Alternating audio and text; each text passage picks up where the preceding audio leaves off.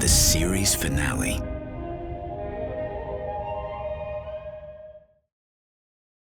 Hello everyone, and welcome to a very special episode of Is It Peak?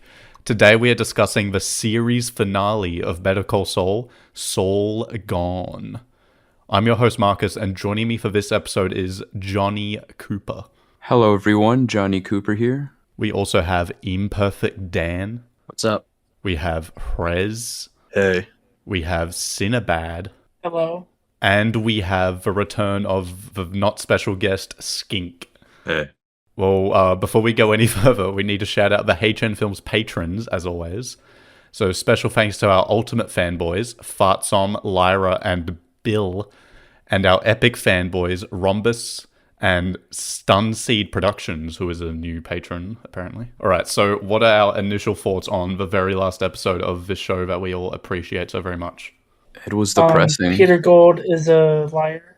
Mm-hmm. In what way are we talking? He was talking about how this is like the most unconventional, never before seen ending that no one on Earth could predict, and it was just exactly what everyone expected, basically. I do think that, I guess when he said that, he was probably thinking about how a lot of, quote unquote fans, mainly like Breaking Bad fans, were kind of expecting maybe a flashier type ending. I mean, what more stuff could you add to make it more like epic or flashy or whatever? Walt Jr. Walt Jr. Not a single person wanted Walt Jr. I wanted Walt Jr. I wanted him after I saw Marie was in this episode. Yeah. And Skylar, I wanted Skylar in this episode. Actually disappointed Skylar wasn't in it, low-key. Even just like sitting in the court would have been kind of cool. Yeah, that's what I was expecting. Yeah. And no QB, I think that's the biggest, You're the still on show's about this? biggest flaw.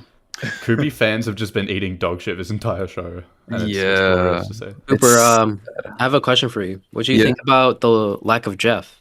No Jeff this episode. Matt, Big L. It is sad. He's basically the next Huel. We don't know what happened to him. He's just That's my favorite part of the episode. We'll find out in the next spinoff. In the Kim spinoff where she has to free Jeff. Mm-hmm. I do wonder how many years he's gonna do, because he is associated with Saul. Well, yeah, this episode was like entirely just about Jimmy, and there was no time for random Jeff shenanigans. The only Jeff thing is like in the opening, the intro. The little air refreshener thing. Oh yeah, that was weird to have that for the intro. I guess that's where Gene's downfall started. Well, you could argue his downfall started many, many, many years ago. Should we just put out the question right now if this is as good or better than Felina? I would say it's on par. I don't know which one I Yeah. prefer. They're on par to me.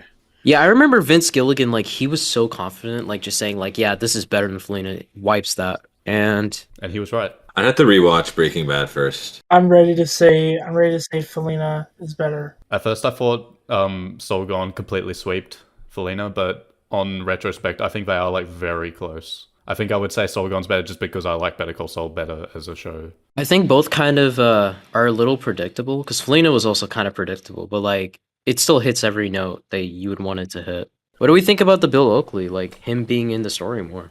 I love that. Bill Oakley being an integral character in the last episode is awesome. It was pretty cool. Yeah. It was nice to see him back. He was season 1 character, right? Season 1, episode 2. But think about his reputation now. What about Ernie though? Where's Ernie?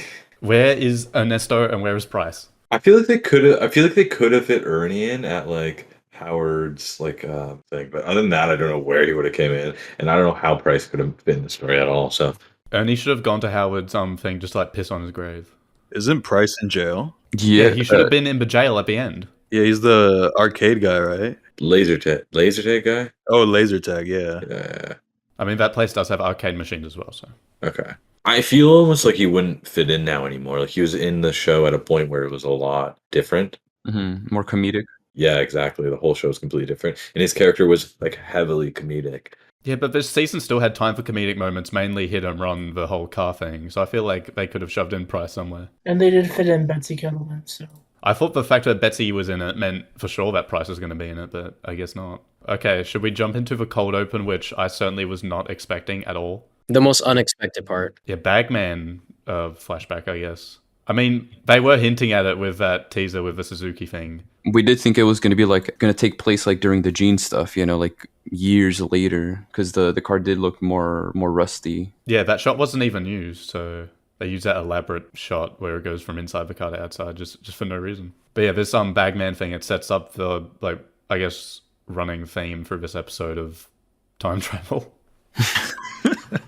You know, it's funny how they use time travel a lot in this episode because I was making a little joke video like back in April of like time travel in Breaking Bad. I wrote like 20 pages and I even like recorded the lines. There were 20 pages. Yeah.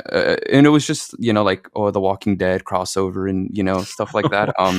Oh yeah, I Of like remember Walter that. and traveling to the Walking Dead universe, and I did like record everything, the lines, but I didn't like it. Like I edited everything, but I ended up scrapping it, and I was gonna re-record it again, but I got too lazy, and I ended up just doing the Lalo video instead. And then now in this final episode, they're just talking about it, constantly. I thought that was pretty hilarious. Wait, so was the first flashback like right after that episode, the Bagman episode? It's at the start of Bad Choice Road when they have that part of the start where they're still in the desert. You see Jimmy still drinking the piss, so it has to be after that. Did you notice the piss was like a little paler than it was in Bagman? I don't know. I wasn't really looking at the piss color okay. that much. Yeah. I wasn't analyzing it. At first, I thought it was like a dream sequence because I thought it was weird that they just found this like giant thing of water. In the middle of the desert. I love how Saul and Mike look the exact same way they looked in Bagman. Like you won't be able to tell that this scene was shot after season 5. Yeah, I saw people in BBU saying that it was like a deleted scene from back then, but it definitely was not. I find it amazing how the writers managed to have like 3 send-offs to Mike in this show. He has the conversation with Nacho's father that shapes him into the man we see in Breaking Bad. And then the conversation with Saul where he does, his PI stuff that we see in Breaking Bad, plus warning Saul about Walter. And then we get the Bagman scene where they do like a callback to season 1's ending, but now towards the end of one era of their lives after going through so much. Saul solidifies his response to Mike from the beginning of the show, which makes Mike disappointed to what Saul ended up becoming, which is why he talks to, with Kim instead of Saul earlier in the season. I was debating this with Frez before. Do you think this scene or the other scenes are better last scenes for Mike? This scene, definitely. Yeah, this is the best Mike scene. I think the best Mike scene was probably the one with him and Nacho's dad. Yeah, I'd agree with that. I liked this one more. I don't know. It was... This one was more so focused on Jimmy, though. I feel like that's the thing. Well, I don't know. Mike opened up about exactly where he would go back to, and first I think he said his like first bride, but I think before then I don't know what the date he said. I figured it was maybe when his son died. The other date was like 2000. Yeah, 2000 was probably when his son died. Yeah, he said 2001, and I thought he said 9/11. Whoa. If Mike was on that plane, Oh, shit would have gone down differently. Yeah, the personal response that Mike gives to Saul when he asks him about what he'll change if he can go back in time was, I think, in my opinion, like definitely the best way to end Mike's character in this universe. He wants to go back to save his son from getting killed, but then revokes that answer and wishes he can go back even further to the time he first took that bad choice road that led him to this. We've seen him throughout Better Call Saul how he hates seeing innocent people get murdered, putting his own son on the road he took, and seeing people like Nacho and Jesse going on the same path. Now it all goes back to the first time he took the first bribe. He regrets being the person he became, and he wishes he can go back and change the path he took, which foreshadows what Saul ends up doing by the end of the episode. I think it'd be really cool to rewatch Breaking Bad and see Mike's character and how like he changed from Better Call Saul to Breaking Bad. I think that'd be really interesting to see a lot of the characters. Yeah, and all these extra Mike scenes just make it even more funny that he dies for nothing, killed by a beta cuck. He's dead in a barrel. Yeah, but I mean, it has been foreshadowed in the show, though, like his death. Has it? I remember in Bagman when he was like, "If I will die knowing I do everything I can for my family." Which is nothing. Also, I don't know if any of you guys noticed this, but the shot at the start where you see the Suzuki is the exact same shot from Bad Choice Road where Lalo jumps on it, but they just Photoshop Lalo out. Unless it's like just a clean thing they got of that shot before Lalo enters the frame, but it is like the same shot. It makes sense because what are they gonna? I'm pretty sure they actually put the car down there, right? Yeah, they're not gonna drag the car back out there. Like the other shots, I think were new, like the space blanket and the money and stuff, because those are pretty easy to do. But put a whole car, yeah, I did that. So it makes sense, but that's interesting, yeah. Yeah, I guess we should just acknowledge that Saul gives like a bullshit answer when he's asked by Mike, Warren Buffett, and he's going to invest in some shit. Who is Omaha native, so bravo, Peter. And the response Mike gives to him is very similar to the one Walt gives him later, where Walt's like, oh, you were always like this. And Mike's just like, oh, it's just about the money or some shit. Also, the real question is, do you think they can make a time machine of $6 million? No, that's what I was saying. You would need like trillions of dollars. Yeah.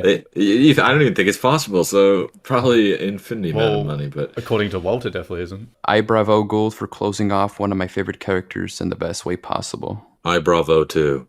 I also bravo, even though Mike is not one of my favorite characters. Whoa. Mike is one of my favorite characters in Better Call Saul. In Better Call Saul, I really like Mike. In Breaking Bad, true. I mean, actually, no. Mike is one of the best because of his love for pimento cheese sandwiches. I think he's a lot better in Breaking Bad. What? But He's not a character in Breaking Bad. it doesn't matter. He's better. He's more epic. I mean, he kind of is cooler in Breaking Bad, but that's because we know nothing about him, really. He literally is not a character until He's just like a 5. fucking, like a tough guy, impossible. He is a character, just not as much depth as Better Call Saul, because he was like in every episode of Better Call Saul, nearly. Some of Mike's best scenes are in Breaking Bad, but overall his character in Better Call Saul is just obviously more like interesting. Yeah, and fleshed out and everything. Yeah, should we move to Gene on the run with intense music? Oh yeah, I thought this was gonna be a lot longer, but like I like how almost anticlimactic it was. Yeah. I loved really it. good. I loved the scene. I thought it was so good. They had the fucking chopper out for him. Yeah, it was Yeah. cool. It was so cool to see like what they basically like were setting after him, and I feel like he could have found a better spot than that, dumpster. But I mean, he was in a rush. Gene hiding in that dumpster was definitely a callback to when he was hiding from the guards, when he was like trying to put the pieces together with the Sandpiper case. Yeah, I thought when he was in there, I thought Rich Schweikert was going to call him up to talk about opera.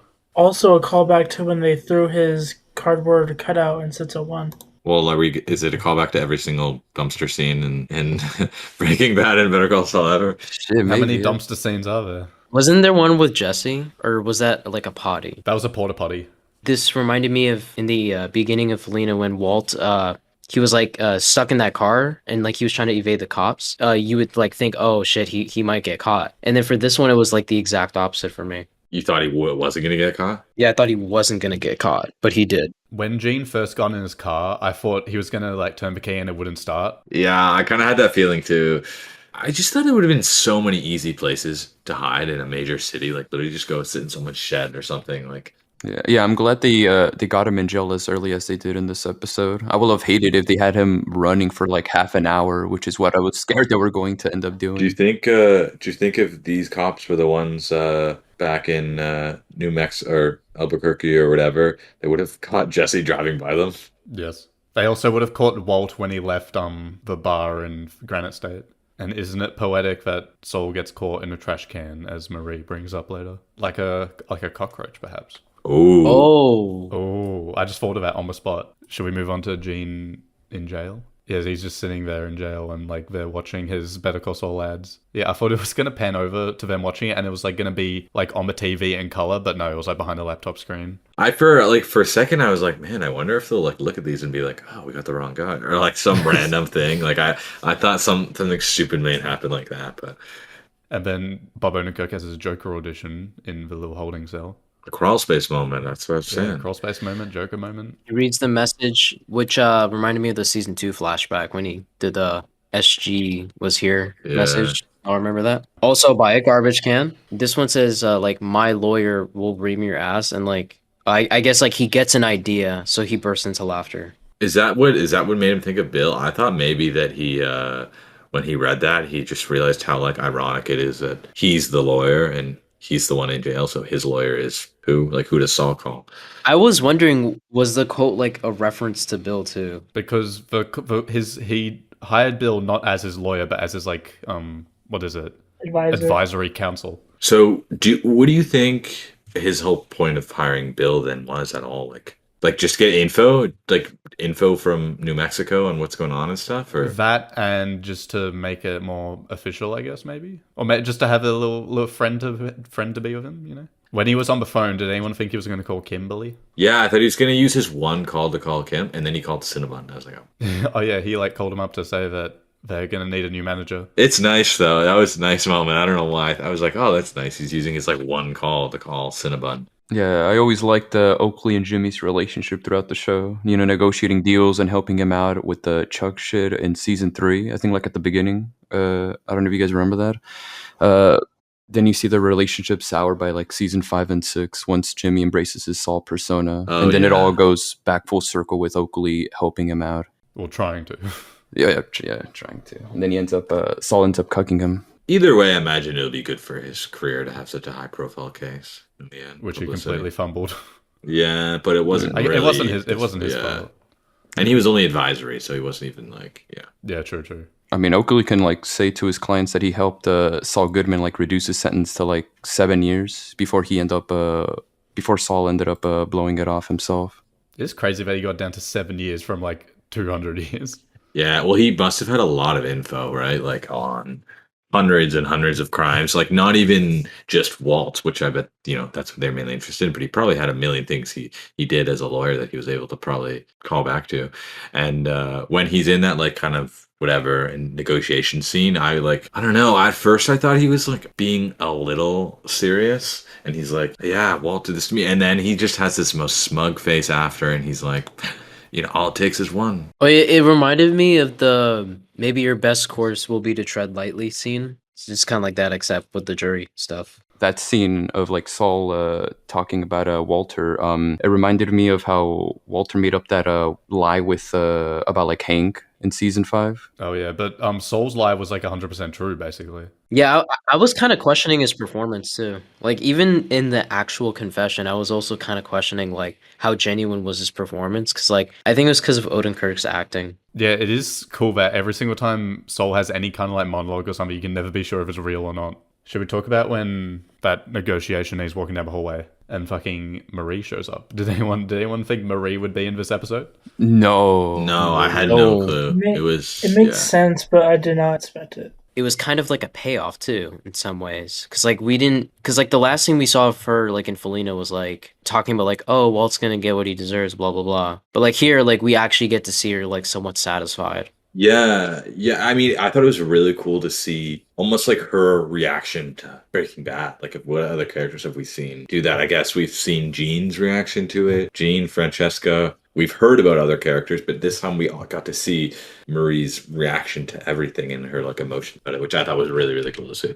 We know Walter avenged Hank and Gomi in the finale of Breaking Bad, but here we see this other perspective, similar to the convo with like Nacho's dad.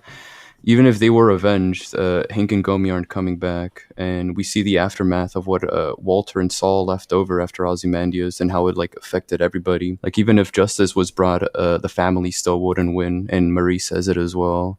Everything being in black and white makes it like more perfect because it's not only Saul who's depressed and got his life destroyed, but everybody else around them is as well. And I do find it interesting also, like, when we all, like, saw Breaking Bad, like, we would always be like, wow, this would not have happened if it wasn't for these, like, unavoidable choices that Walt did. But, like, it's really interesting how, even with this show, it's kind of like, Saul, he kind of started this whole empire, and, like, which kind of inadvertently led to, like, so many deaths. Mm-hmm. I've been kind of hating on the black and white scenes as of late, but I think it really fit well for the stuff in Albuquerque this episode with Marie and the... Yeah, I know what you mean. Like, it was almost like they were getting, like, I don't know the word, not like tiring, but something where, like, it felt like it wasn't adding anything for a while, but definitely for, like, this whole episode, I felt like it was, like, perfectly fitting and like, added a lot. I thought once he was like confessing to everything in the court, like the whole truth, I thought like it was finally gonna like turn into color, but it never did. Or even like towards the end when he was like finally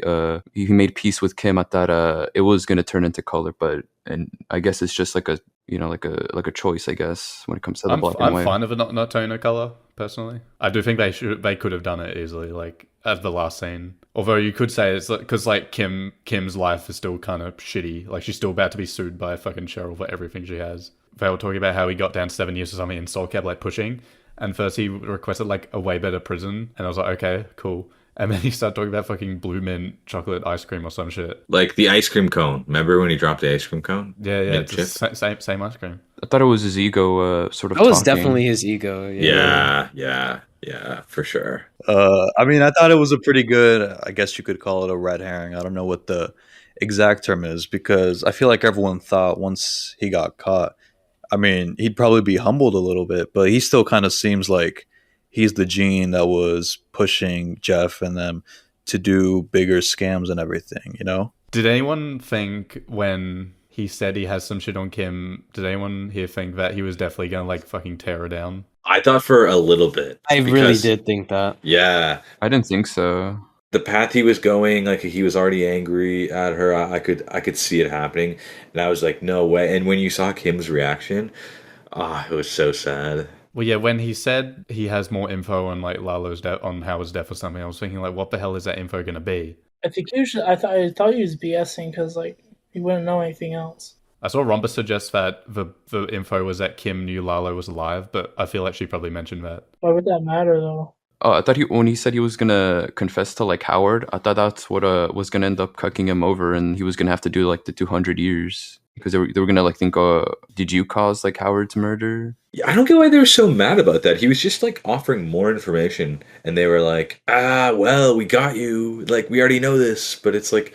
I mean, they hate this dude, so Yeah. That was kinda just, makes sense. because he was annoying him with the fucking mint ice cream bullshit. But anyways, next scene is the Walt flashback. What do we think of that? Sucked. This scene, it was really good. It Yeah, was. yeah. It was also pretty unexpected. Like not like unexpected, like we weren't expecting the wall scene, but like the scene and when it was happening, I thought was unexpected. Like I didn't know what to expect, but I didn't expect that. I was kind of like, I saw several people predicting that the scene would take place in the vacuum guy's basement or whatever, but I didn't think they would do that because I didn't think there was any more to add to that because I already had that really good scene. But no, they did it. I really liked it. His bald cap looked great. I didn't really notice it even. Oh, that was a bald cap? Most people don't even know. It was. It has to be a bald cap, shit. but like, yeah, he definitely didn't shave his head, but people can't tell, so. digitally shrunk his head. Honestly, the Oh. best part is seeing like the beard, the iconic beard, because like I wanted to God. see that again. Yes. He looked good. I really liked when they were talking about the regrets, and then Walter was like, my regrets, and then you see him like the watch that Jesse gave him like comes into focus, and he like looks at it a bit, and you Yeah. can like kind of see his regret right Oh there. my gosh, I didn't think about that. Yeah, that's why the watch can focus. And I also liked how it's just like classic Walt. Like the whole time he's being so condescending. He like thinks he can fix the like what was it, the heater or whatever? The water heater. Mhm. Yeah, and he thinks he can fix it. Didn't it remind you of Fly a little bit? Like when he was so obsessed with like dealing with like the one fly thing because he was like, oh, it's gonna contaminate this whole place. And he was Mhm. just like that with the heater. It also reminded me of, I forgot when it was. When he or tried to what fix his scene house was. water heater. There was like a table that was wobbling, and he like folded the paper on Oh, it was like on when the Hank got leg shot. of the table. But there's also the episode, I don't remember what it was either, in Breaking Bad, where he becomes like obsessed with the water heater at his house as well. Back to the Fly one. In that episode, he feels guilt about like Jane's death, and in here, I think he also feels like guilt, towards what ended up happening with like Hank. I mean, that's kind of what made it really screwed up. Like the fact that this was literally after Ozymandias, and like when he talks about regrets, he just brings up gray matter. Well, do you think he was being genuine with the grey matter thing? I think he was. that his I mean, he real was deepest definitely. regret? Yeah, he was definitely being genuine. He was even genuine though- too, because if in obvious. the episode after, that's literally what gets him to go back to Albuquerque. So I think the grey matter thing was genuine, but it wasn't like his true, like, deepest, like, regret or whatever. Or there's like this new Watts thing just really reaffirms that he's like the biggest pussy little bitch like in the entire show. It reminded me just how if he annoying wasn't was. played by Bryan Cranston, would people like him as much? Yeah, Bryan Cranston nails the role as Walter once again. Playing the egotistical monster he becomes in season 5. It's like when he was like taken out of that episode and put straight into this one. And I love how he belittles Saul and doesn't give a fuck about what happens to him. He's also probably still on edge about everything that just happened at that point. Yeah, this is like a few days after Ozymandias at most. And Walter saying, you've always been like this is something like Chuck will say. And it was definitely done on purpose. Yeah, that was pretty cool. I like how they eventually moved to past regrets with him just like being pretentious and being like, a time machines are not possible. The law of thermodynamics or whatever contradicts that. But yes, it was definitely also another good send-off to a Breaking Bad character. Talk about the Walt scene, Atreus. Go ahead. It was kind of boring on first watch, not gonna lie. What?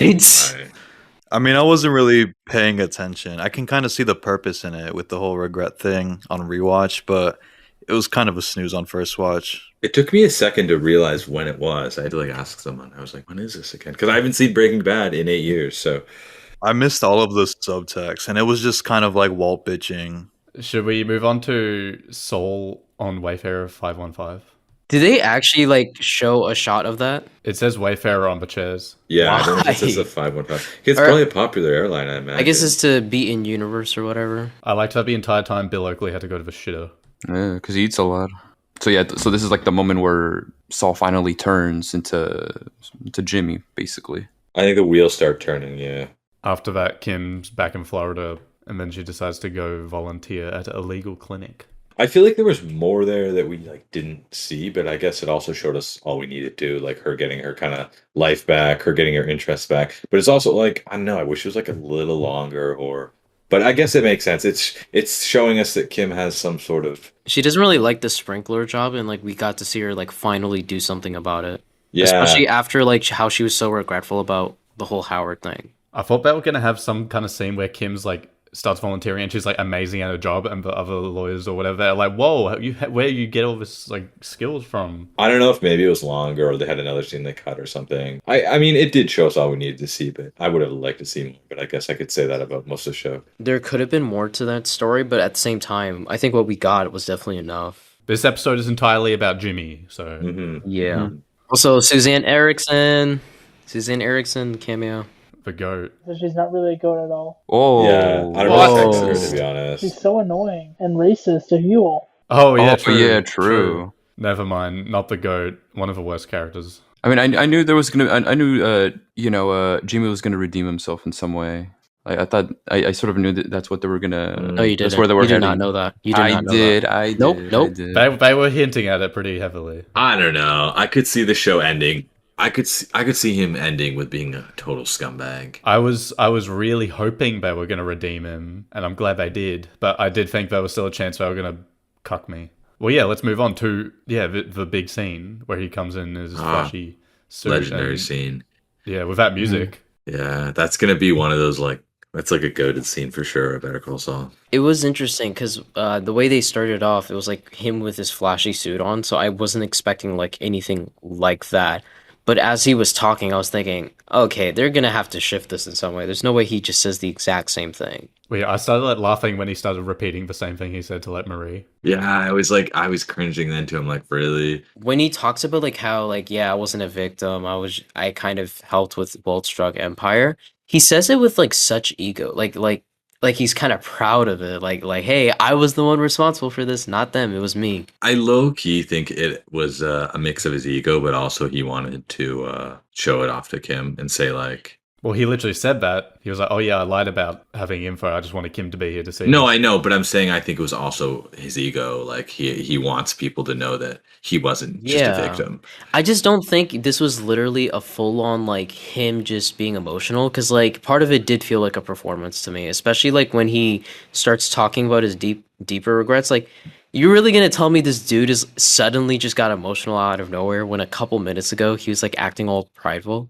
Like, that's just not believable to me. But I think that's kind of part of what makes it good, right? That like you can't fully tell. Yeah, well, his whole character in general, him as a person, he's like always put on a show, right? So it is hard to tell.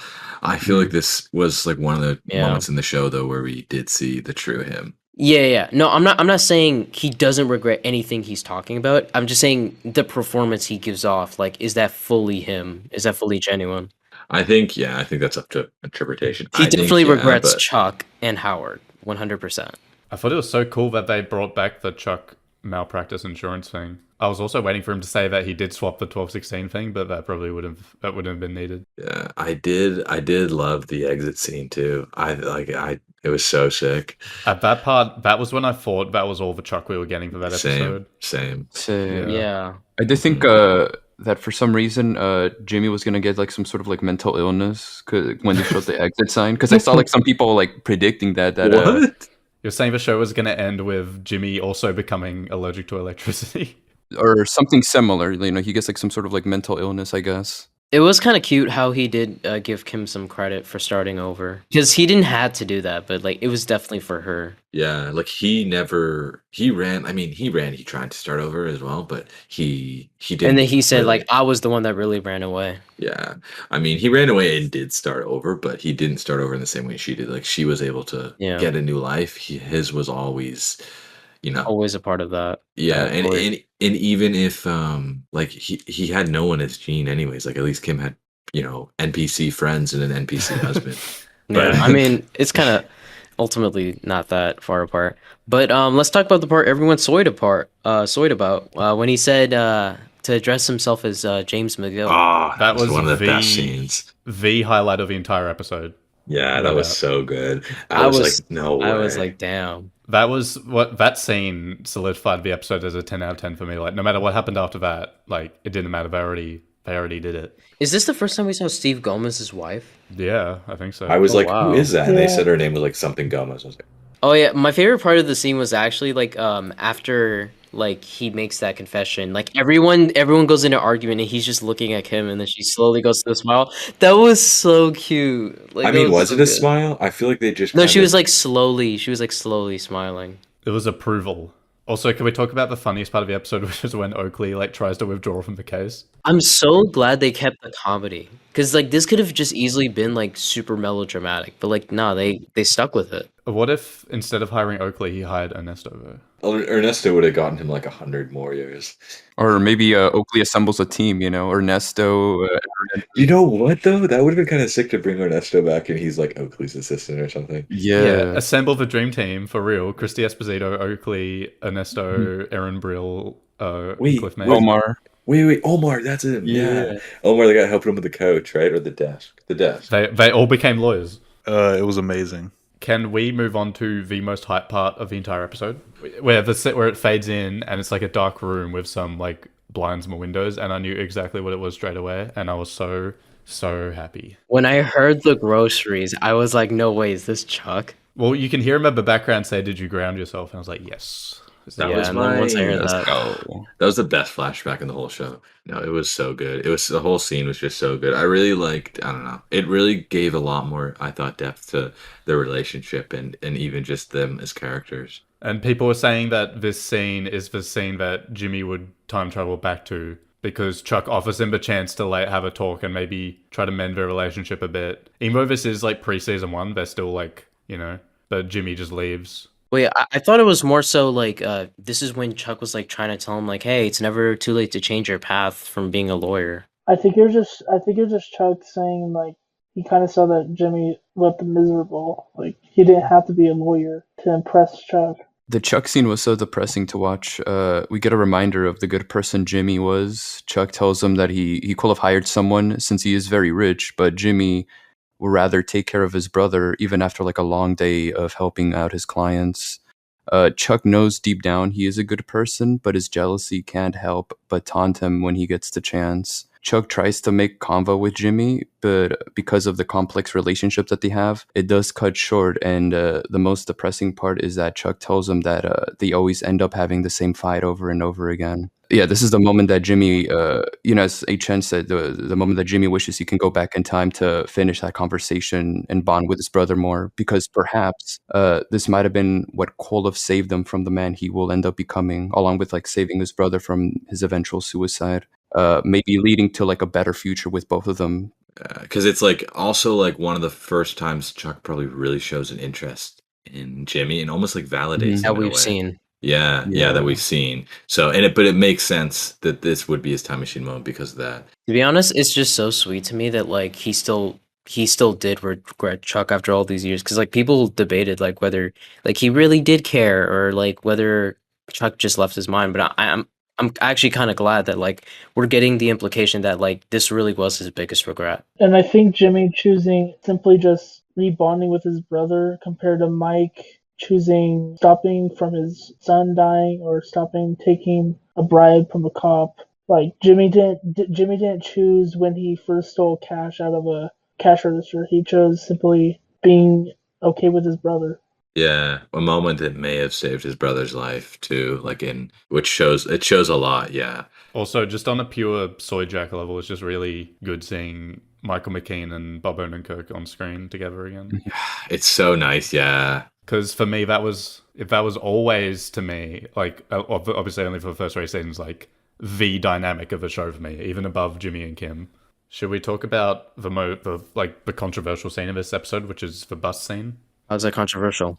Some people think it's cringe when he's on the bus and everyone starts chanting "Better Call Saul." I love that scene. I was a little scared that that was gonna like stroke Saul's ego, and he was gonna Same. like Yeah, fall back. that really scared me. I think that he'll use kind of that in the prison. Like I don't think I know some people are saying like he's gonna go back to Saul in prison. I think he'll utilize his connections. I don't think he'll completely turn back into Saul though. Yeah, I mean, also the way the scene ends with him being amused too. It's like Mhm. it's almost like there is a bit of ego there. Like, yeah, Yeah, I may yeah. have screwed up, but like, hey, people I'm know still me. pretty. Yeah, I'm still Well, pretty and sick. and don't forget when the first guy addresses him as Better Call Saul, he's like, "Oh no, my name's McGill." So he's still Yeah. like, Yeah, Yeah, I think he couldn't really do anything when the whole bus was like Saul and started going crazy. But I think that the courtroom kind of shows us whether you choose to believe it or not that he wants like is back to Jimmy. So I think that no, even if he kind of masquerades as Saul in the prison and stuff to get by and have a better life there, I think he still now like internally is Jimmy, but maybe externally Saul. well, this kind of fits. We were gonna do like viewer questions after we talked about the rest of the episode, but this one kind of fits now, so I'll just bring it up now. From Bill on Patreon, he says, "What do we think of a bus scene as Saul is being sent to prison and the other prisoners start chanting Better Call Saul? I see a lot of people just think it's the prisoners thinking that he is a hero, but could it also be Jimmy trying to get rid of a Saul persona and the world just not letting him get rid of Saul?" I think it's more so just like the good side to being known as Saul Goodman. It's like at least there's some fame even in prison, I guess, and there's some satisfaction there. Yeah, I think that it's kind of representative that like he'll always be Saul in a sense, even if he wants to be Jimmy. Yeah, There'll always be a little exactly. piece of him that's Saul. 100%. And so like them chanting that is a reminder to him like there's still Saul in him. Even if he turns out to be, like evolves back into Jimmy or devolves back into Jimmy or whatever and is a good guy again, there's always going to be a piece of him that's Saul. And that'll come out in different conversations and like there. So they start going, Better Call Saul. He's smirked a little because I feel like he could almost really see that in a sense. Also, the Kim scene, it kind of confirms what you're saying, because like even like for her, she does a tiny bit of manipulation with the law Oh yeah, using her bar card or whatever to. that doesn't get really in as- expire. I thought it was funny that they actually did the Saul as a celebrity in prison ending that people kept suggesting. Like, I've got nothing wrong with that. I just thought it was cool that they actually did that. I think he was not a massive celebrity, like because even at the end scene of the episode, he's just kind of standing alone. Like, I think he's known. Maybe he is a massive celebrity. I don't know. Maybe he's like the kingpin. He has some clout. Yeah, exactly. He'll have some pull and stuff, but I doubt it's gonna be that crazy. Can we talk about basically the last scene of the entire show, which is Kim coming to visit Jimmy, And sharing a cig. Yeah, which is in color. The little fires in color. which no one noticed for some reason, even though it was pretty Yeah, fucking obvious. when we all first called about it, it was only HN and Skink that actually saw that. Nobody else saw it. Just such a good scene. Like it was such a good ending. And like when they first kind of like almost like lock eyes, like she checks the door, comes back, and they just stare at each other. You can like see like their whole like brains like working. Like, it's like they just want to fall back right into how they were together before, but Kim knows like she can't really. Like there's no point. They even use the same music. The cigarette thing. So I find it interesting that in this episode it was the only thing in color, and then the episode before was the Saul Goodman ad. So I think to me that kind of shows like there's things he cares about that isn't just Saul, and like obviously that moment they shared, that was like him having like nostalgia for like back when they were closer. I assume the things that are in color are just like things from a past that he's nostalgic for. I didn't really notice anything about the cigarette. I mean, you said it was in color, but I didn't really notice. The whole scene was so sick. Like all the parallels, all the like almost shot for shot recreations of like what, like season 1 or season 2. I don't remember where they're from. I thought they were just going to end it right there with him smoking, but they kept it going for a little longer, which I was fine with. Yeah, there were so Yeah. many moments in the episode. I was like, "Is it gonna end here?" No, they're still Like going. the bus scene, the bus The scene. bus scene when he like looks out the window and smiles. If it ended the bus scene, I would have been pissed. It would have been way more sinister if they ended like that. Yeah, it would have been like ambiguous. Like, did he really change? It's like the troller ending. Can we talk about the last finger guns Jimmy gives Kim? That wide shot where it looks like they're both kind of in prison cells. It's kind of like the one in Fun and Games with Mike and that guy. Okay, so my first reaction upon seeing that was maybe this was like a gesture that like he is in some ways kind of like in his Saul Goodman ways, but it could also more so just be him saying like this is a nostalgic gesture, like him like saying goodbye and like hey, referencing something from the past, but like it's just interesting that he chose that because like when Kim did it, it was just like her saying like yeah, I'm about to break bad. Yeah. So it's interesting that he picks that. I think it's just him being a cool guy. I think it was almost just reminiscent like of their relationship together. Like it's something they did, so he did back. And also just to as confirmation about if she gave finger guns back or not. Apparently they filmed an alternate scene where she gave the finger guns and a scene where she didn't give the finger guns, and they decided that to go with the one where she didn't give the finger guns. I think that was the right choice. But yeah, I think the fact that it's like the last thing we see from Jimmy, it kind of like, yeah, it's meant to be like a little open to interpretation. Like, I don't think it's straightforward. Do you think that the cigarette represents anything else other than nostalgia? Like I saw some people saying it represents kind of almost their relationship and like burning. There's like still a flame there. There's still something there. It's not even the cigarette. It's like the flame itself too. Like, yeah, it could be that too. Well, I guess we need to bring up the question of is this the last time they see each other or what? Yeah, so Peter Gould apparently said, like, this may be the last time they see each other. I'm not going to take that as confirmation, but obviously he thinks they're not going to see each other much after that. But I thought, logically speaking, like, what reason exactly would she not see him again? I guess because they have so much history, they clearly have some sort of feeling for each other, it seems, but it's like she'll never be able to get that, because he's in jail forever. Yeah. So she may just not visit him because there's so much like mental torture there, because she probably still is in love with him in a way, and he's probably still in love with her in a way. Yeah. And we could see that throughout the episode where they, like the looks they give each other and stuff, right? It's not as like cut and dry as like Walt and Jesse's departure, where like, yeah, this is literally him just freeing Jesse. But in here, it's almost like Kim is just like saying like goodbye, just so like, just so he can live his life and she can live her life. But I think so. Bob Odenkirk said he thinks she'll visit every year, or like, she'll be a frequent visitor. I could see it going either way. I could see her, moving on with her life, maybe doing her pro bono stuff and leaving kind of Saul behind, which makes sense. I think no matter how you see it, the point is like obviously it's just not going to be the way it used to be. Even if they see each other like infrequently, like this still is a goodbye of sorts. Yeah, I think if they do see each other, it'll be like once a year at the absolute most. I don't think he's going to become Saul, but he's going to take some traits of Saul and just like still be Jimmy, but still have some Saul in him. Both times I watched the finger gun scene, I just thought it was like a callback, just like the cigarette to, their relationship. I didn't really think about it that much. All right, question time then. Okay, from Lil Left Broken Arm, they ask, which of the three Walter and Jesse scenes was the best? In thinking about, so on first watch, definitely the Jesse scene, but in thinking about the Walt one and everything and kind of different things, definitely the Walt one. Yeah, the Granite State one or whatever. Yeah. I think we can all agree that the probably the Walt and Jesse RV one was last. So. Honestly, the van scene is probably the top one for me. Oh, Really? shit. Really? Yeah, Jesse and Kim scene is probably bottom. I might put Jesse and Kim at the top. I don't think any of them are like exceptional, to be honest. Yeah, no, I just love how easily they just fall back in the characters, and it's like, other than maybe Jesse's voice, and he looks a little different. Other than that, like they're the exact same. I like the Jesse and Kim and Walt scenes a lot. Like, Yeah. I think they're on the same level, those two ones.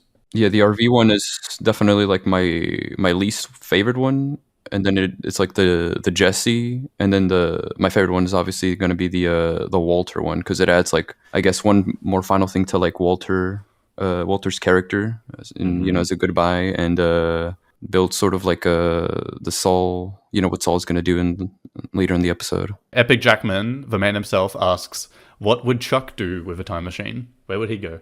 I feel like he would be the type of guy to like go meet Albert Einstein or something like that. Meet some like a historical figure and like have lunch with them or something. I think he would go back to somewhere in his relationship with Rebecca where like he could have fixed things, because we really don't know what happened there. But I should say that I doubt he would go anywhere with the time machine because he's so scared of electricity.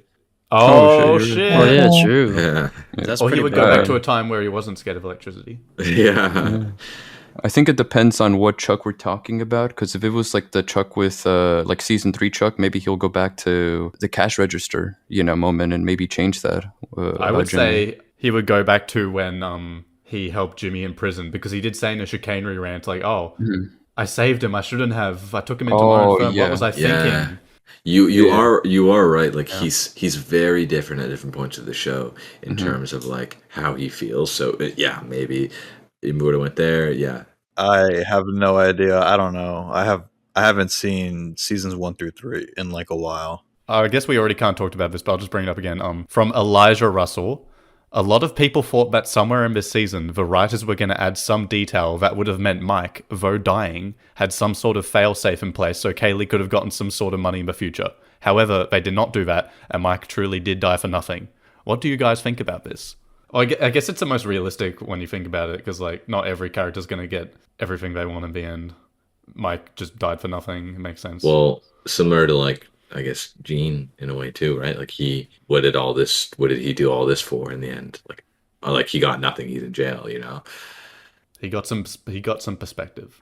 And the whole Mike thing, I guess, is just to sort of further show you like how evil Walter is, because he killed him out of his ego, and then Jesse tried to like donate his money to Mike's granddaughter, but Walter stopped that from happening. Mike deserves it. Oh my god!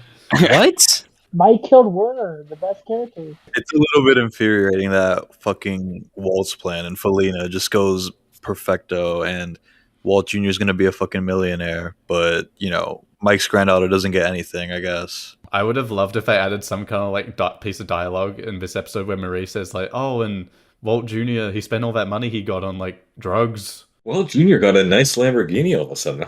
Where you got the money from? I mean, well, Gretchen and Elliot, right? Like that would have been public. Still would have been sus. Like, what if that? Yeah. Do you think that? Like, that definitely would have been investigated, and most likely he probably wouldn't have got that money. I imagine. I don't think because it's like it makes sense. Like there's a narrative there. Like they're doing it out of because of what happened with Walt. Didn't like they frame like in Felina they kind of explained this, right? Like you could frame this as like charity. Like, but would they really care? Like, I'm sure they would rather care about. Not this is the arrested. family. This is the family of like the drug lord kingpin that they used to know. From Not So Alex, they say, according to Rolling Stone, Gould wanted to bring back Patrick Fabian, Giancarlo Esposito, Michael Mando, Anna Gunn, and Dean Norris, aka Hank. How do you think these appearances could have gone, and would you have liked to see them? So Dean Norris and what? It was like a whole like a flashback to Hank or something? How would Michael Mando work? Yeah, I don't know. I think Nacho's character, like the speech that Saul gives in the courtroom, sort of reflects, I guess, to that of what Nacho does in episode 3. I will have liked a Nacho and Jimmy scene, maybe like a scene with them together. I mean, I don't know if they did bond, I guess, well enough in the show, because they were sort of like Jimmy was scared of like Nacho, but maybe they could have had like a moment of them just sort of like maybe sharing something personal. Jimmy and Nacho had like 5 scenes total together. I think for like a Howard scene, you could easily fit that in. That probably would have been nice. Maybe like a Howard and Kim scene, like a flashback, because if you remember, like Howard was like Kim's mentor. So something like that would have been maybe nice to see, just like fit it in there. Nacho, I don't really know. I would assume maybe like Nacho and his dad, or maybe a Nacho and Mike scene, something. I don't know. Maybe something along those lines, because I guess it could be like like the time travel thing, I guess, again. Like maybe Jimmy asks him, but I guess it probably felt like a little too repetitive, so they decided not to do that. I don't know. I doubt they would do a Jimmy and Nacho scene just because of how terrified he is of him, and if maybe they did that, it would take away from that. I did no clue how they would do a Dean Norris, and who was the other character? Gus. Gus doesn't work really, I think. You could only include characters that had some kind of involvement with Jimmy, because this episode is entirely about Jimmy. So it'd feel weird to have some random like Mike and Gus scene, or fucking Nacho and his dad scene. I absolutely do think that Skylar should have been there though. I bet Anna Gunn just didn't want to because people were pretty mean to her. I don't think Skylar would work for the finale. I did want a Nacho flashback ever since he died, but I kind of forgot about it after everything that happened. I did want a Howard scene, like during point and shoot. I think that would be cool, like a flashback. I felt like it would have been too soon if they had a Howard flashback in point and shoot. I Because think that's it literally worked. right after his death. Yeah, that's why. Yeah, That's why not it point would and work. shoot. I don't know about point I and don't, shoot. I don't, I but don't. Yeah, I don't know about that. I think I was think certain that the cold opener point and shoot would have some kind of Howard thing. Have they ever had like a flashback of the character that just died? I mean, not many characters have died, so. Oh. Gale died end of season 3. Season 4 cold open was Gale. That's not a flashback. Yes, it is. I was more Gale. thinking with point of shoot that like it would like kind of compare to Ozymandias' first scene, like showing how far they've come. I actually, especially Howard, I would have loved a Howard flashback just because he had his monologue, but it was like a drunken, whatever. Like it would have been nice if we got like a send off, like Chuck got a send off, Nacho got a sick send off where he got shot. I mean, I don't know if we got a send off with Howard, but we didn't get like that kind of nice. I was send-off. I was satisfied with Howard's reign. I was satisfied, but I always would like a nice, nice like little Howard moment to like. I mean, we all agree that Dean Norris probably wouldn't have worked, right? Yeah, Marie yeah. and Hank flashback. Anna Gunn where they had absolutely should have been in there. I don't think Michael Mando would have worked because I don't think he's really that involved with Jimmy's lawyer life. I don't know about Giancarlo Esposito, but I don't think I wanted a Patrick Fabian appearance in the finale. I mean, not an appearance, but maybe like a picture of him in the courthouse, or maybe they just name a bench after him or something. Bench after him. Yeah, like near like colleges and stuff. They put He like, deserved better than a bench. No, but I mean, he was a pretty respected attorney, but also his reputation was pretty much kind of in shambles. I love the idea. I love the idea of Chuck getting a law library named after him, and Howard gets a bench. Or just more goofy photos of Patrick Fabian's Instagram somewhere. I think for a Gus flashback, they could have done it like or not a flashback, but like a Gus scene. So like when they're in the courthouse, Gus could have been like standing in like the door, like the.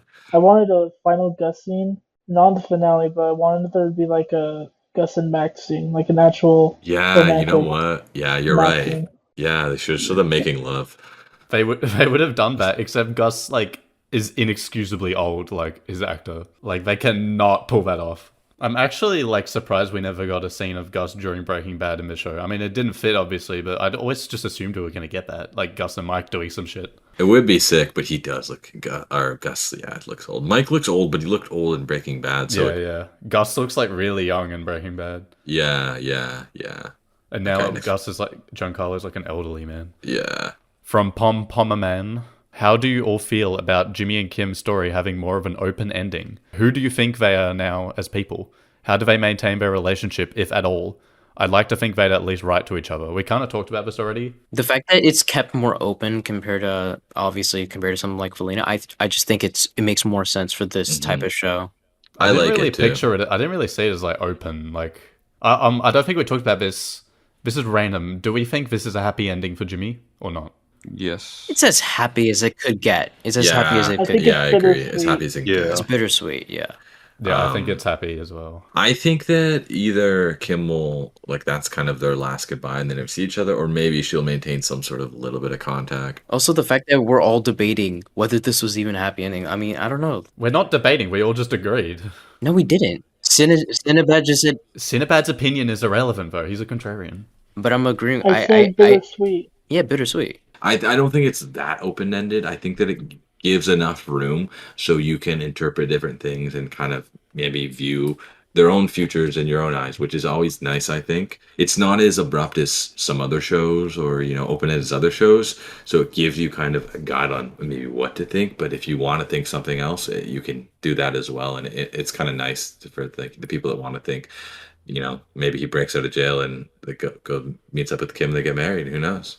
Maybe. Okay. Yeah. Last question. And then we can get to wrapping this up. From Plumaniac, this one's a bit of a stupid question. Did you ever clap at a scene? And if so, what scene? My friend clapped at the Walt scene in the Chuck flashback. I didn't clap at anything because I'm not an idiot, but I started clapping when they landed the plane there at the Same. yeah. Let's go. I think because Walter and Jesse's cameos or appearances were spoiled. The one that I guess I know this is ridiculous, but the one I was clapping was definitely Marie and Amelia. Yeah, I wanted to clap when I saw Maria. Yeah, let's say not actually clap, because let's be honest, no one here was clapping at a scene. Maybe let's say scene that you were most hyped for or something. yeah, that was which- for was me. definitely Easily Chuck. Marie, 100% Yeah, Marie. Marie. For I me, agree. for me, that was It was Chuck. Chuck. When the Chuck came out, when the Chuck scene happened, I let out some sort of audible noise that I cannot describe. Yeah, no, definitely the Chuck and Marie. They were both sick. Yeah, imagine a Chuck and Marie scene. That's what they were gonna do with season 1. Oh yeah, they were gonna do that, weren't they? Yeah. They were? Yeah, in season 2, Marie was gonna be at the hospital. That would have been, to me, that would have felt like the Dean Norris. Yeah. If they did that, like the Norris one. Would she have replaced that Dr. Cruz character? Yeah.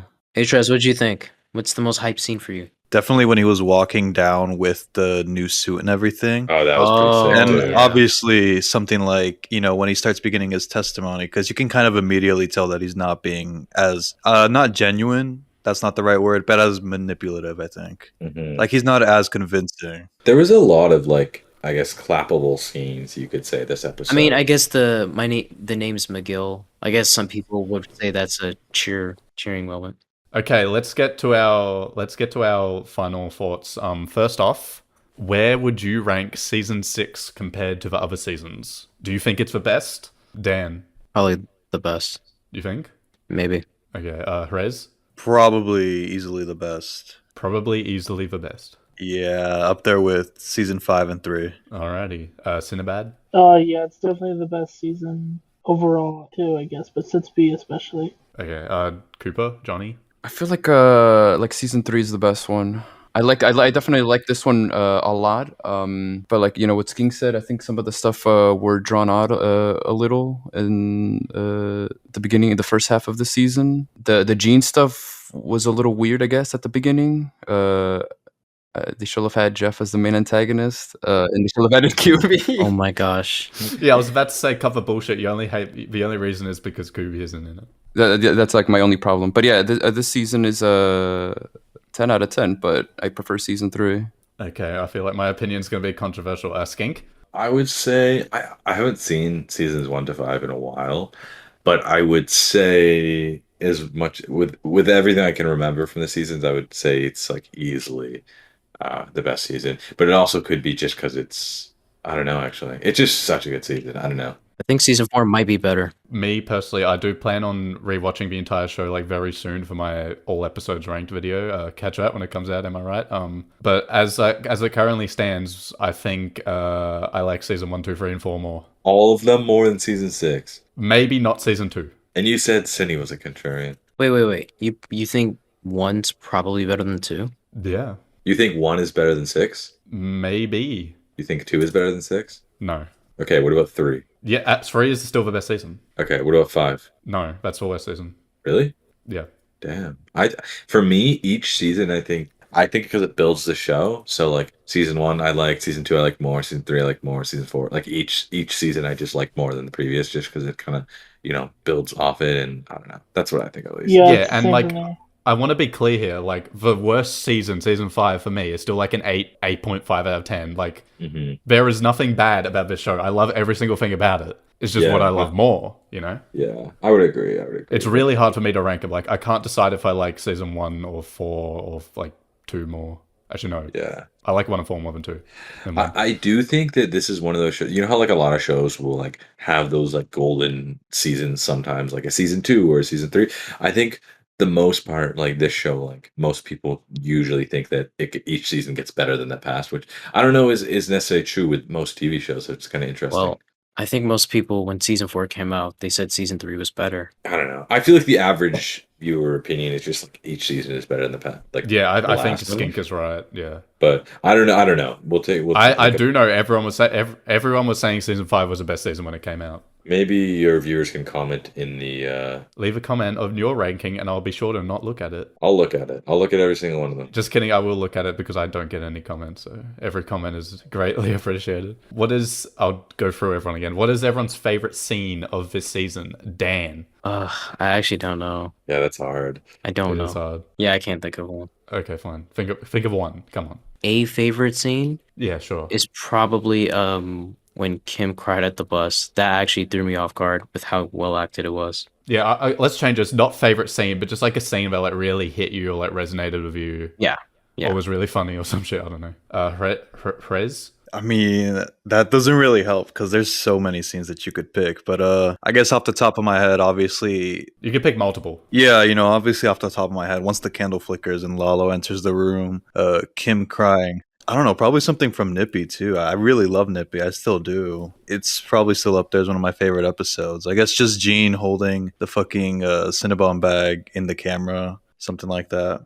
And I guess the entirety of the last 3 episodes. Sinbad? My favorite, I could say it's my favorite scene of the show is the confession scene in Saul Gone. It's my favorite scene of the show, so it's the best scene of the season. True. Johnny Cooper? I think it's the Chuck scene. I think that was pretty depressing. Just like I said, they never really finished their convo, and they always banter about the same thing. They never really fixed their relationship. I thought it sort of resonated, and Skink? I mean, I feel like everyone said some of the favorite ones, so let me think of a few different ones just to give a different answer. I have one that hopefully no one else will say. Okay. I think, like, Idris at the candle scene, I think the whole scene following that, like, just the Jimmy and Kim kind of being almost, like, interrogated / tasked by Lalo was such a cool scene. And, like, kind of seeing Jimmy, at first you thought he was just being selfish and saying, no, take her. But he was actually trying to get her out of danger. That was a really good one. I also just really liked the early on antics in the season of Jimmy and Kim kind of, hatching their plan against Howard. Was just that's multiple scenes, but it was just like their kind of interactions were so like nice to see. Yeah. Personally, I have multiple ones. First off, obviously the whole film crew thing in episode 7 was like very epic. True. And yeah.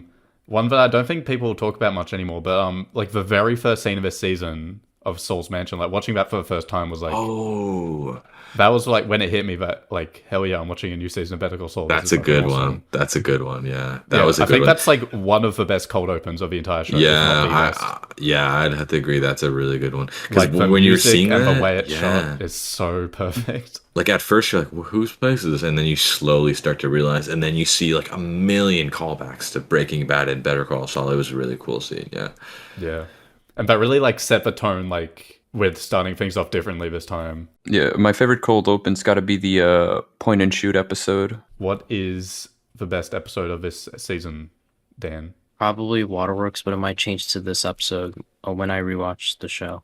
All right, Hrez? I'm just going to pick my top 3, which is Fun and Games, and then Saul Gone, and then Waterworks. Sinbad? Saul Gone. Cooper? It used to be Plan and Execution, but now it's all gone. Skink? It's honestly, it's a toss up between Saul Gone and Planned Execution. They're both so good. Entirely different episodes, like entirely. It's hard to pick just one. I don't know. It's too hard to pick, but it's between Saul Gone and Planned Execution. It's tied. Yeah, I'm like in the exact same boat. Like I always have a preference for like final episodes because they just always hit me, you know. And this one hit all the right spots, but Planned Execution was like watching that live was like a total trip. I also just want to throw in Hit and Run because it's funny. No, that's the thing. Like final episodes will always be up there for if they hit. But it's almost like unfair to compare the final episode to like the others in a way. That's why I had to throw like another one in there. I think Plan and Execution is the best written episode. Every single scene in that episode is like so good. Okay, let's just throw in. This isn't a serious question. What's the worst episode of the season? Black and Blue. Yeah, probably Black and Blue. Yeah. I should clarify. Worst episode isn't bad. Still, Yeah, it's just exactly. the worst episode. Yeah. Wait, actually, it's Plan and Execution. Shut up. If I had to choose one, that's what I'd choose. That's such a lie. It's such a It's lie. not a lie. You're It's lying. such a lie. So- You telling me Yeah, you you prefer lied. Axe and Grind? Axe and Grind is a great episode. It is a great episode, but Plan and Execution is perfect. Okay, HN, you should have said Black and Blue. Okay, Cinnabad. I think I don't know if Black and Blue is better. Wait, Cinnabad, are you for real saying you prefer Black and Blue over Plan and Execution? Howard and Yes. Jimmy boxing match. I mean, he has a point. Yeah, what's so bad about Black and Blue? Yeah, I know. It's just not as entertaining as all And the other also, episodes. Valalo should have been. It's crazy. I think Plan Yeah, and the Lalo Execution is stuff is good, great. but so is every other episode. So Okay, I'm officially saying Axe and Grind is the worst. Black and Blue is better. It's probably Carrot and Stick though for me. I can't remember episode 1 and 2 like at all. I know episode 2 had Betsy in it. episode I 1 don't is kind of remember. carried by the cold open. Carrot and Stick was Nacho running around. Two just had like my favorite like action scene in throughout both shows. Oh, crazy Like, Dan! I was just about to bring up that action scene as an example of why I actually think that episode isn't good. The twins shootout was like so stupid. Compared to the other shootout too, where they take out an entire like biker gang. This to me was like the only moment where I'm just like, wow, this feels actually fully intense. Like with Bagman, it's not even, it's just like a shootout that we don't see, but like this, we actually got to see it. And I it don't was know, pretty good. man. Jeff in the mall felt more intense than that shootout. It did. Okay, to be fair, Hrez, you can actually make that argument because that was But- pretty intense. Not Pat Healy, Jeff. The other Jeff.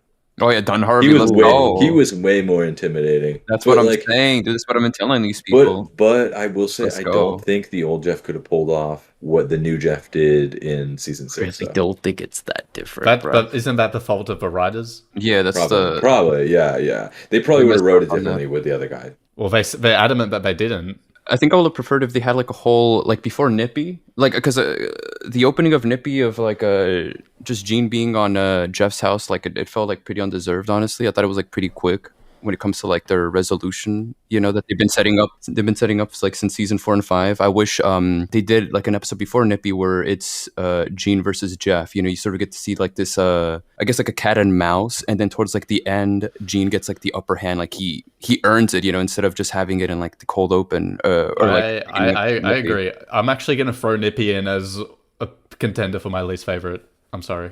What? I can't Least with this anymore. favorite? I'm not saying it's my least favorite. I'm saying it's a contender. I don't know, man. I really love Nippy. It's I love Nippy as well. I'm a it's Nippy probably in my top 5. Not gonna lie. If you look at it within the context of like later episodes, it's literally just setting up how like Gene's gonna get into the Saul grind a little more as the episodes go by. The axe and grind. Whoa. I do think they probably should have needed some sort of gap bridging. I don't know how they would have done it in this amount of episodes, right? Rate this episode out of 10, Dan. Out of 10. Rez. 10 out of 10, but I feel like I have like a handful of other show finales that I think had more of an emotional punch for me, but still an amazing episode. Sinbad. 10 out of 10. Cooper. 11 out of 10. Skink. Like a 7 out of 10. I'm kidding. 10 out of 10. 13 out of 10. Amazing episode. Makes Felina look like a piece of shit. Wrong. Mm-hmm. And now we last thoughts on this show overall. Just whatever you want to say. Cooper, you can go first. So I'm so glad the show ended the way it did, and it's one, if not the best finale I've seen in TV, in my opinion. I thought it was better than Felina, which is crazy because for years I've expected like every show to end like that. Where like the main character like sort of like dies at the end, and like I guess like succeeds on everything that he does, only to be disappointed when shows don't do that. But this managed to like surpass that, as we finally see someone in this universe take accountability for the crimes that were committed in both shows, like Saul admitting that none of Breaking Bad will have happened had he not helped Walter, unloading all the guilt and regrets he's been holding on for decades, as he finally lets go of the Saul Goodman masks that he built to cope with the actions he's made. Throughout the show, we see him slip and fall Saul by trying to get his money early from the Sandpiper case. He tried to like screw over Irene so that he can get like millions, but when he saw how much he ended up hurting her, he goes back and makes things right. With other characters in the show, they will have just taken like the money and keep their reputation intact, leaving Irene to just like I guess like die alone. But Jimmy isn't like them. Then there's this season where he doesn't want to like ruin Howard's reputation. He deeply regrets it. And then we go back to like his brother. He's always taken care of him, even when like Chuck belittles him. He cold views his brother for like money to get himself, I guess, like a big nice office at the beginning of the show, but he doesn't. What ended up putting him in these bad choice roads was hiding his true feelings to people like Kim, Chuck, and Mike. Which is why we have like this talk about like time travel, because like he wishes he can go back in time to like the moment where he could have expressed himself instead of trying to be Saul Goodman, like putting on like the mask, like we see like in the previous episode and I guess like half of this episode. Throughout the series, we also see him fake these emotions with Chuck, which Chuck points out in one of the seasons. Two examples being Howard's like sort of funeral at HHM, and then like the mall scene in Nippy. I didn't think those were like genuine reactions out of Jane. Because at the time I was like, when I was like watching those, I hated how like he never learned from his mistakes and that he was just the same person he was since like the second half of the show. But now he's finally able to like become the person we started watching during the first episode. I guess like the man that Kim fell in love with, as he confesses like his true feelings and regrets to like the cord by finally like processing Chuck's death after like 3 seasons, and admitting that he was like he had like part of his suicide instead of using Howard as like the punching bag. Saul will have taken those 7 years. Then once he was out, he will have just been like Gene, living alone, unable to like practice the law, and having to like live with the guilt that that's been like haunting him for like decades. And then in the end, he did what was best, and took those 86 years. He'd rather do that amount of time as like Jimmy than live as like the chimp with the machine gun out in the open, all alone. Finally redeeming himself to Kim and making peace with Chuck and himself. I liked it focused on the court stuff. I didn't like I was afraid it was gonna go like the Dexter New Blood route, where because for that one I was waiting for like the court stuff, with like Dexter like facing his crimes, but they never end up doing that.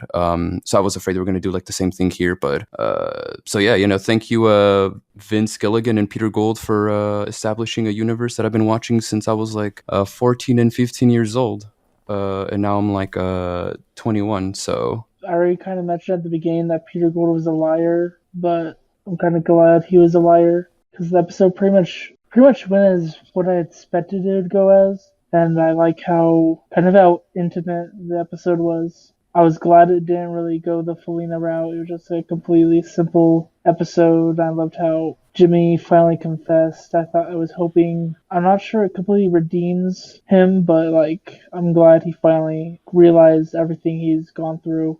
Yeah, it's sad it's over now. Yeah, I thought it was a great finale. There were some things I have to like kind of think about or process more, like just like the last 5 minutes and stuff like that. It was kind of, I really hate to say this, but it was kind of like Felina, where it was like a little on the predictable side. But for once, because like I was a tad bit disappointed when Felina was a little predictable in some areas, but here I wasn't. I wasn't really like disappointed in that. But there's still stuff in here that just really threw me off guard, and I really like that. Yeah, I mean, I'm just grateful that we really had something like this, because we're not going to have something like this for a while. Quite a ride. It was an amazing episode, but like Dan said earlier, it doesn't have that emotional punch. I don't really care about the predictability, to be honest, but I know that when I rewatch it in like a year or something, that it's probably going to hit me a lot more. And just thank you to Peter Gould and Vince and the whole team for a perfect universe if we forget about El Camino. Oh, No, I don't say that. Camino Don't say that. Kino. For like the finale, for even the final season, I didn't know what I even wanted. Like everyone was like, I want this to happen or this to happen. I feel like I had none of that. I had maybe some predictions, but nothing of anything I wanted to happen. So even for the finale, like I went in with no expectations, kind of even basically like no predictions. I had no clue what was going to happen, because it seemed like they would, like, honestly, the way the show was going is like, I don't know how they can wrap this up in time. And they wrapped it up like perfectly. I think they did a really good job. I agree with Atris. I think it'll hit, on a rewatch a lot harder, or even like maybe in a month's time when you realize there's, that's it for Breaking Bad universe content. It's an amazing show. Each season's better than the rest, in my opinion. Yeah, so great show. I thought the finale was great. The season was amazing. Oh, like everything. I have nothing to complain about this season, really. Thanks to Vince and Peter and everyone that's out there talking about the show with us as well. Well, yeah, you've been like involved with this community for what, a number of years now. Yeah, I've been around the community since its creation, I guess. So it's like, yeah, it's crazy to think that now it's over. I think the realization hasn't really hit for most of us, yeah, that it really just is over. And I think when we get that realization hit, the finale will be like that much better, even like because it'll hit more emotionally even. So yeah, I think on a rewatch, the finale could be even better, which I don't know how it could be when it's already a 10, but yeah, great show, great everything, yeah. Like the past like 2 years, ever since season 5 finished, I've like been thinking like non-stop basically about what season 6 is going to be like. I like consumed all those fucking prediction threads and shitty YouTube videos, and it just felt so weird like actually watching it finally after the whole coronavirus delay, and now it's just over. There's nothing more to speculate about. So that is all we have to say about not just the final episode of Better Call Saul, but the entirety of this show, and also anything else ever, because I doubt we're going to do another episode unless it's a special occasion such as Slip and Jimmy. So with all that said, thanks for watching / listening.